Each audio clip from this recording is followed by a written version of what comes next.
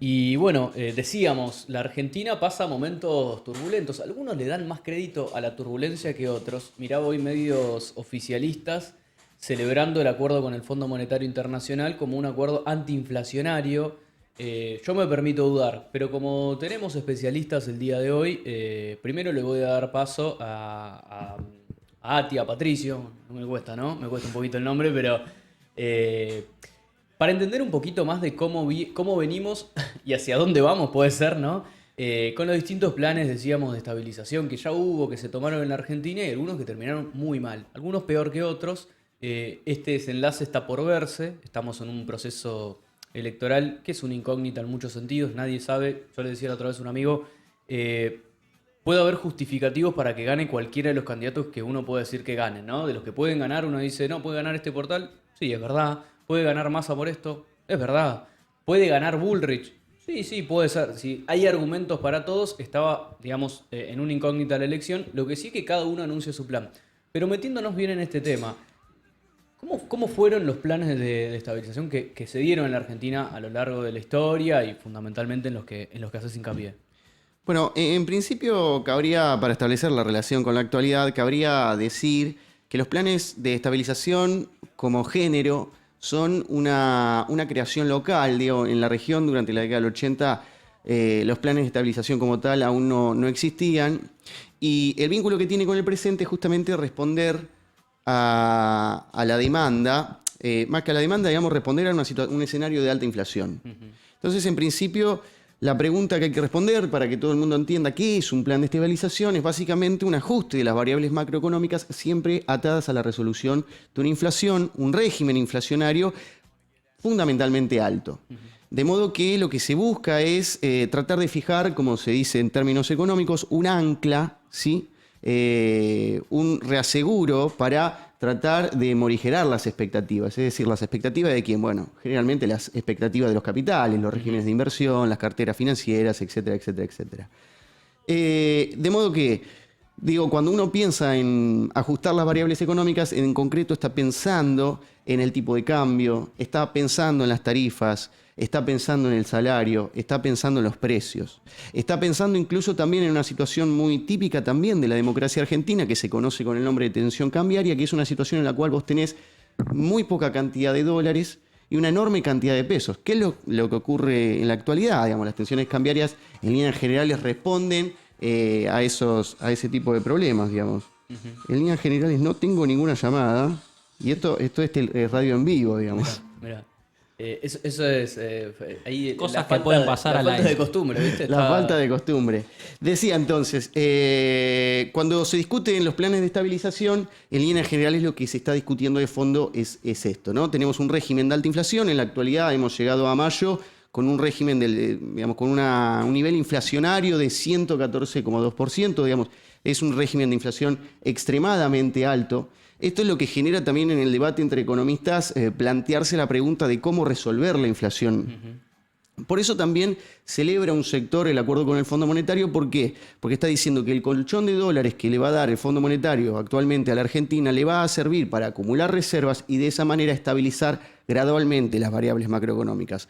Ahora bien, el problema con la negociación que hace, al menos en términos, digamos, macroeconómicos, la negociación que está haciendo el equipo de Massa en Washington, o el informe que al cierre de esta semana expidió el Fondo Monetario, implica cierto grado también de devaluación. Generalmente el Fondo Monetario suele exigir devaluaciones del peso, quitarle valor al peso, justamente para establecer una relación más precisa entre las reservas de dólares y los pesos circulando.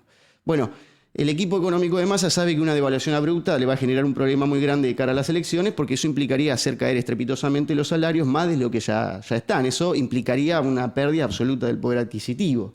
Entonces, para responder de alguna manera al Fondo Monetario, lo que hace Massa en esta oportunidad es una devaluación por goteo. Esto es el famoso gradualismo. El gradualismo es un término que en el debate económico generalmente se opone a la política de shock, que sería una devaluación abrupta que incluso algunos candidatos que pasaron por la sociedad rural el otro día explicando sus planes económicos de cara a las elecciones del 2023, hablaron algo de esto, ¿sí? De la devaluación abrupta del peso como una salida a las dificultades y al problema cambiario que tiene actualmente Argentina. Yo creo realmente, para responder inicialmente a tu pregunta, y ya me meto de lleno a la estabilización durante la década del 80, que me parece que Massa, digamos, lo que hace en la actualidad es cambiar dólares frescos, teniendo en cuenta también que no tiene posibilidad de generar dólares genuinos debido a la sequía que hay con el complejo agroexportador, cambiar dólares frescos por inflación. En rigor, digamos, la inflación va a continuar en aumento. ¿Por qué? Bueno, porque Massa lo que hace es encarecer un poco el dólar para las importaciones. De modo que la compra de algunos insumos necesarios para sectores industriales de pequeñas y medianas empresas al momento de comprar un insumo necesario para producir X producto va a estar más caro. Y eso naturalmente va a repercutir en el precio de la góndola. Massa sabe que esto va a impactar en los precios y que la inflación no se va a morigerar, lo cual es un problema político. ¿Cómo la viene resolviendo hasta el momento? Bueno, ahí aparece el swap, el intercambio de monedas con China. ¿Sí? Eso le representa un colchón de dinero con el cual Massa resuelve el problema de las importaciones que viene arrastrando, ¿sí?, desde el inicio de su gestión. Es decir, faltan dólares para importar productos. Con el swap de China, tomando en consideración que el socio comercial, uno de los más importantes, el segundo, con Argentina es China, resuelve de momento las importaciones, sobre todo porque Argentina tiene una plaza muy fuerte en eso, que de productos manufacturados en Tierra del Fuego representa el 24-25% de las importaciones, sobre todo productos tecnológicos que provienen de China y que nosotros utilizamos en el consumo habitual, ¿sí? Bien, hasta ahí tenemos un poco la radiografía de lo que es actualmente el problema. Ahora, esto no es absolutamente nada novedoso. Como yo dije al principio, los planes de estabilización aparecen por primera vez en la Argentina en la década del 80. ¿Sí? Su creador es Juan Surril, que fue el ministro de Economía que reemplazó a Greenspoon durante la década del 80, durante el gobierno de Alfonsín, en esta promesa alfonsinista con la cual la democracia argentina se inició, la idea de comer, de curar, de educar. Argentina arrastraba una deuda externa enorme, sideral, durante la etapa de la dictadura, le representaba prácticamente el 50% de sus divisas. Si no me equivoco, digamos, el precio que había alcanzado para 1985 era de cerca de 45 millones de dólares. Argentina había intentado aplicar un formato gradualista de corrección de las variables económicas del 83 al 85 y negociar la deuda externa, como lo está haciendo ahora Massa, con el Fondo Monetario, ¿sí? Pero lo logró a duras penas, mayormente no tuvo éxito. El Fondo Monetario le exigió, al igual que ahora, por eso decía al principio cuando presentamos el programa, las similitudes que hay con el momento de la década del 80. Igual son sorprendentes las similitudes, no solo en el aspecto económico, sino también en el aspecto político. Entonces, luego de esa negociación fallida con el Fondo Monetario, a partir del 85 lo que se implementa es el famoso Plan de Estabilización, más conocido como Plan Austral. El Plan Austral, digamos, venía a resolver, por un lado, el nivel de la escasez de dólares que tenía el Banco Central, pero al mismo tiempo venía a atacar el problema inflacionario. En un momento, en el periodo 84-85, Argentina llegó a un nivel, para que ustedes dimensionen la problemática, de un 1% de inflación por día. Había una disparada inflacionaria muy fuerte. Entonces, había que resolver algo de esto de las variables macroeconómicas. Por otra parte, también lo que empieza a ocurrir en escenarios como estos también es una depreciación al compás de la caída de la moneda del salario. Digamos, si no hay una suba nominal del salario, si no hay en parte también un crecimiento del Producto Bruto, los salarios empiezan a descender. Por eso, la medida que toma Alfonsín es una medida que en términos económicos le requiere un conjunto de decisiones drásticas, pero que también en términos políticos es sumamente importante. ¿Por qué? Porque Alfonsín asume en el 83, restaurando la democracia. Políticamente eso es muy importante, pero en el plazo de 2 años los conflictos económicos comienzan a acumularse y tiene la elección de medio término.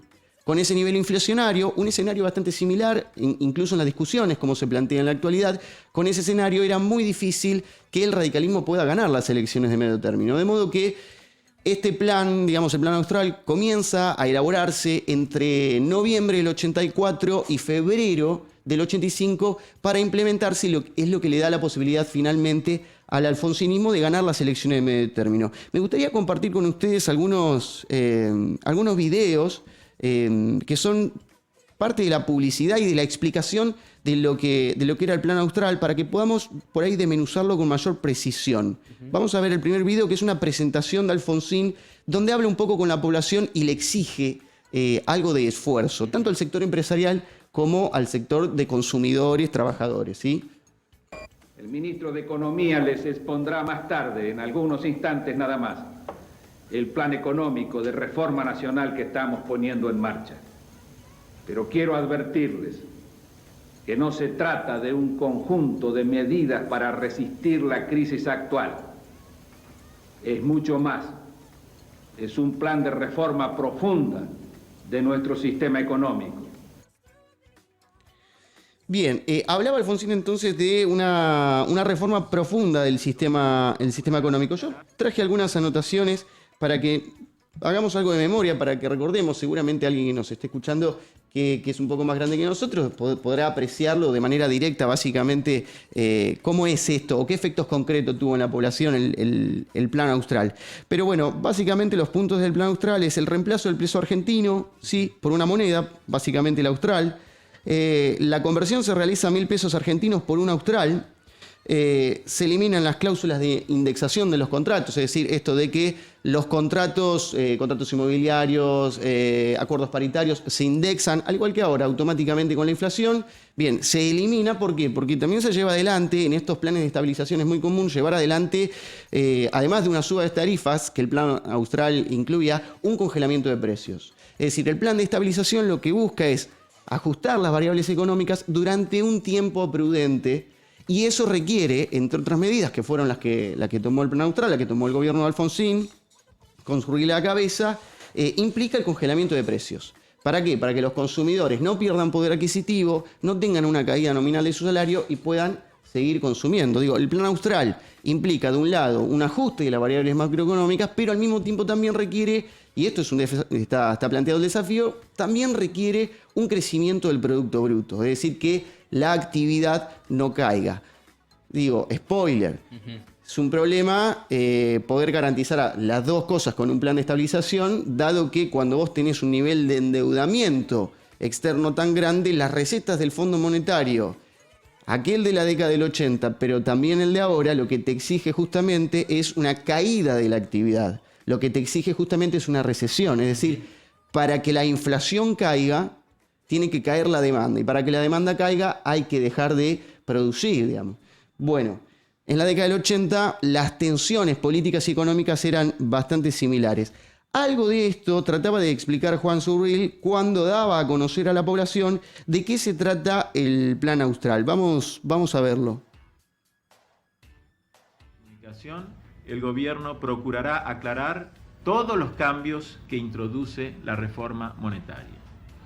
Sin perjuicio de ello, formularemos ahora algunas precisiones necesarias. Sintéticamente, la reforma monetaria consiste en la creación de una nueva moneda. A diferencia de los anteriores cambios de moneda, que solo buscaban facilitar las cuentas en un contexto de muy alta inflación, vamos a crear un nuevo signo monetario que no pierda su valor. El nuevo signo monetario se llamará Austral. El gobierno está decidido a mantener la solidez de la nueva moneda. Toda la nueva política económica está dirigida a ese fin. Se reducirá drásticamente el déficit fiscal, dejará de funcionar la maquinita de imprimir billetes para financiar al sector público y la política de ingresos hará que precios y salarios evolucionen de modo coherente con las nuevas condiciones de estabilidad. Bien, ahí Surril hace hincapié en algo que también es muy común en el debate público, es muy común entre economistas, el problema del déficit fiscal. Generalmente es lo que se discute. ¿Qué es concretamente el déficit fiscal? Bueno, uno cuando piensa en la relación entre lo que el Estado recauda y al mismo tiempo lo que al Estado le insume en materia de gastos, ahí te da el resultado. Déficit fiscal, para aclarar algunas cosas, todos los gobiernos, todos los países del mundo tienen el problema del déficit fiscal, por lo menos en el marco, digamos, del funcionamiento sistémico actual, pasa por cuando vos tenés un déficit fiscal de un tamaño de tu Producto Bruto que te trae serias complicaciones y que te modifica todas las variables macroeconómicas. Lo que decíamos antes, el salario, el tipo de cambio, la tasa de interés, los precios del mercado doméstico. De modo que lo que vemos, digamos, nuevamente en la década del 80 es un problema bastante similar al que está planteado ahora. Sí, de hecho, uno de los debates es si se modificaba la exigencia del déficit fiscal que le hacía el FMI en el acuerdo a la Argentina, este 1,9 que se discutía si iba a ser 1,5, 1,9. Exacto. Generalmente, en la década del 80 fue bastante similar. Generalmente, la exigencia respecto a la reducción del déficit pasa por que vos revises las cuentas públicas y en eso, en la botonera institucional que tenés a disposición, generalmente lo que se ve es el gasto del Estado, las erogaciones de las cuentas públicas en distintas áreas. Generalmente en la Argentina, lo cual, digamos, me parece importante señalar esto, en la Argentina siempre se discute eso en relación al gasto, que no debería llamarse gasto incluso, pero en relación a la inversión que hace en materia social el Estado. Actualmente, digamos, del Producto Bruto, el gasto que tiene Argentina en materia social, digamos, en la cartera de desarrollo social, es ínfimo, digamos. Después podríamos ponerlos en números para cotejarlo, por lo menos con otros aspectos que son erogaciones públicas o que forman parte del arsenal impositivo que tiene a disposición el Estado sobre determinados actores de la economía política y no lo hace. Por ejemplo, gravar bienes personales a un sector del complejo agroexportador que no paga absolutamente nada de renta por el uso del territorio del suelo, digamos. Y eso representa una erogación de las cuentas públicas mucho mayor de lo que el Estado invierte en desarrollo social. Digo, esto como para poner blanco sobre negro respecto a cómo funciona generalmente la botonera institucional en tensiones cambiarias, en escenarios como los de la década del 80, pero al mismo tiempo también como los actuales. Digo, en este sentido, el ejercicio de memoria que hacemos es para pensar la relación entre el pasado y el presente.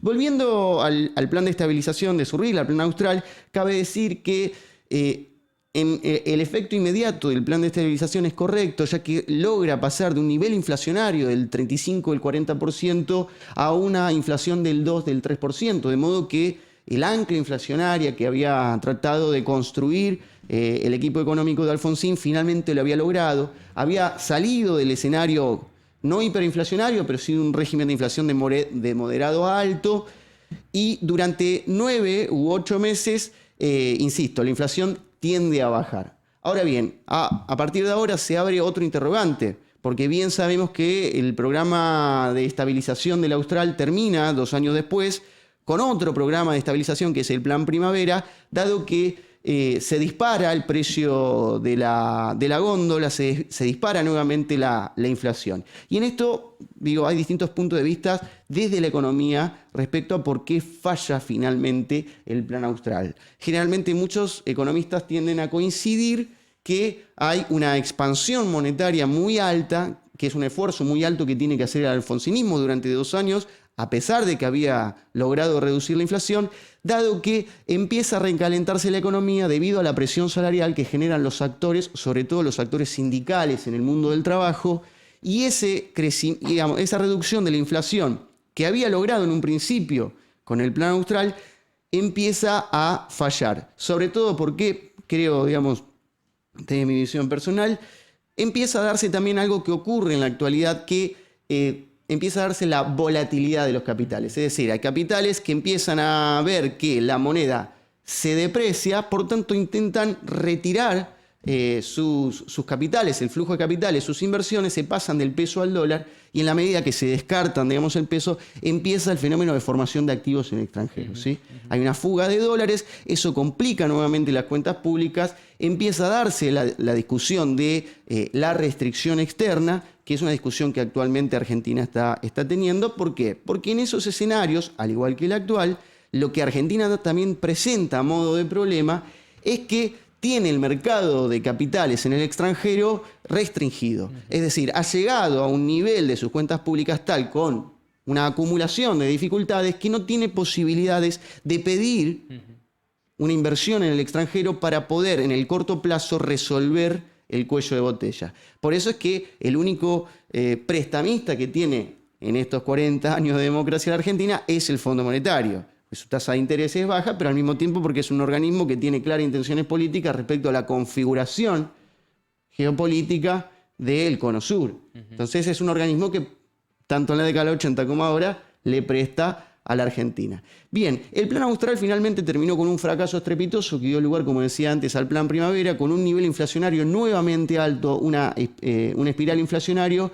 que dejó sobre el final de la década del 80, sumado incluso también al Plan Primavera, que fue un fracaso, dejó un saldo de pobreza y marginalidad muy alto, que no logró terminar, por lo menos desde el punto de vista del valor de los precios de la canasta básica, del mercado local, no logró terminar hasta 1992. Va a haber que esperar a 1992 con la convertibilidad, que es otro plan de estabilización que en otro momento seguramente vamos a ver, que es otro plan de estabilización. Hasta allí tuvo que esperar para reducir el régimen inflacionario argentino, que tuvo momentos de crisis muy altos. Digamos, ustedes seguramente recuerdan el año 1989, que el problema económico fue acompañado también de una crisis política vinculada a los saqueos, vinculado a las dificultades y a la conflictividad social, en definitiva, que engendra, bueno, una administración de la cosa pública desastrosa, calamitosa. Vuelvo a repetir, con problemas de restricción externa, con escasez de dólares, con brechas cambiarias, es decir, por un lado tenés la cotización oficial, pero al mismo tiempo tenés mercados paralelos donde la cotización del dólar está a precios exorbitantes. La brecha cambiaria también es un fenómeno que en la década del 80, pero en la actualidad también, te genera un grado de dificultad en la administración de la cosa pública muy fuerte, porque vos hoy en día no necesitas sancionar una devaluación como nosotros en algún momento lo vimos a Cavallo o a López Murphy hablando de la devaluación, o como lo vimos en la década del 80 a Juan Zurril. Hoy en día, digamos, la devaluación se está produciendo, digamos. Hoy lo que tenés es que el equipo de Massa devalúa por goteo el valor de la moneda argentina en lo que va del año. Por sector incluso. Por sector. Digamos, lo que tenés ahora es una devaluación selectiva sobre el sector de los importadores, que va a repercutir, como te decía al principio, sobre la inflación. Digamos, va a generar inflación. ¿Por qué? Bueno, porque encareció el precio de las importaciones. Bien. Hay actores que de todas maneras juegan otro rol en el alfonsinismo, lejos de rescatar al gobierno de Alfonsín, ¿no? Digo, cada uno sacará sus conclusiones, como por ejemplo vos hablabas, por ejemplo, del sindicalismo. No, digo, hoy el sindicalismo está, para hacer una comparación, digamos, tiene puestos sus expectativas, o por lo menos eso parece, en el gobierno actual, digamos. No parece de alguna manera cuestionar este tipo de cosas. De hecho, el salario está bastante planchado. Si uno va a los niveles de inflación en el último año en comparación a los aumentos salariales, prácticamente, salvo rubros muy particulares, pienso en neumático, todos fueron por debajo de la inflación. Claro, bueno, esa también es una variable muy interesante que podemos hacer una reflexión, digamos, en el orden metodológico. Para eso está bien el aporte. Porque generalmente cuando se piensa en la economía se piensa en un sentido técnico. Es decir, al pensar la disciplina, al pensarla como disciplina, se piensa en un sentido técnico. Habría que ver, en todo caso, poner en duda si es una disciplina en un sentido estrictamente científico. ¿Por qué? Bueno, porque uno tiene, al momento de administrar la cosa pública, varios actores a los cuales intenta de algún modo, indistintamente del signo político ideológico del gobierno, intenta de algún modo satisfacer, ¿sí? Y esto en definitiva lo que refleja en rigor no es más que la idea de la puja distributiva. Nosotros lo que tenemos durante la década del 80 es que al congelamiento de precios que le siguió al cambio de moneda, ¿sí? al reemplazo del peso argentino por el austral para reducir la inflación acompañado de la devaluación, lo que tenemos en ese escenario es que los sectores sindicalistas, la representación gremial en el mundo del trabajo, quiere, en definitiva, más allá del congelamiento de precios, el congelamiento de jubilaciones, de salarios, lo que quiere es recuperar el poder adquisitivo perdido en el momento previo. Donde pasó, claro. En donde que es pasó, lo que nunca se discute. Que es lo que ahora nunca se discute. En aquel entonces, por eso también algunos economistas, en el diagnóstico final, cuando se preguntan por qué fracasó el Plan Austral, hablan del rol del sindicalismo. Claro. Yo, en definitiva, me limito a decir que más allá de los diagnósticos sobre los motivos por los cuales fracasa el Plan Austral, lo que podemos ver es que a partir del rol sindical, a partir del rol de los referentes del movimiento obrero, nosotros en definitiva lo que develamos es que la economía también es representación de intereses sectoriales, la economía es puja distributiva y de algún modo, digamos, la plata que falta en tu bolsillo está en el de otra persona. En líneas generales, en la discusión política se piensa que la falta de dinero que tiene el trabajador en su bolsillo la tiene otro trabajador, entonces empiezan las discusiones de que, bueno, el déficit fiscal es el resultado de un gasto que la Argentina tiene en la cartera de desarrollo social. Bueno, yo pondría en duda un poco eso. Insisto, porque si uno mira las erogaciones públicas con detenimiento va a observar que los gastos que le insumen al Estado, algunos sectores son mucho más grandes. E incluso que dentro de la botonera institucional que tiene el Estado particularmente para administrar la cosa pública, como decía anteriormente, en materia fiscal, en materia impositiva, puede recaer sobre sectores con mayor capacidad económica, con mayor determinación sobre nuestra economía, para evitar que el precio de la crisis la paguen los sectores que viven del trabajo. Esto es una discusión que está abierta, por eso también planteamos el hecho de recordar la década del 80 y el primer plan de estabilización. Claro. Pero ¿por qué está abierta? Bueno, entre otras cosas es porque en la actualidad muchos economistas, y es el debate en economía, se preguntan qué va a ocurrir si se lleva adelante una devaluación brusca, ¿sí?, del peso en este momento, qué va a ocurrir con el salario, cómo van a resolver el atraso salarial que arrastra a Argentina, que arrastra desde el 2015 a la fecha. Cabe recordar, digamos, que el 2015 a la fecha el salario empezó a caer estrepitosamente. ¿Cómo va a resolver la cuestión salarial en el marco de una devaluación brusca del tipo de cambio para garantizar la paz social en términos políticos, para garantizar gobernabilidad, para garantizar estabilidad? Bueno, esa es una pregunta que queda abierta. Bien, sin duda ese es el debate que también está planteado en las elecciones, las estrategias que tiene cada uno de los presidentes para resolver ese conflicto, que lo van a tener y que parece que no se puede soslayar. Bueno, pasaba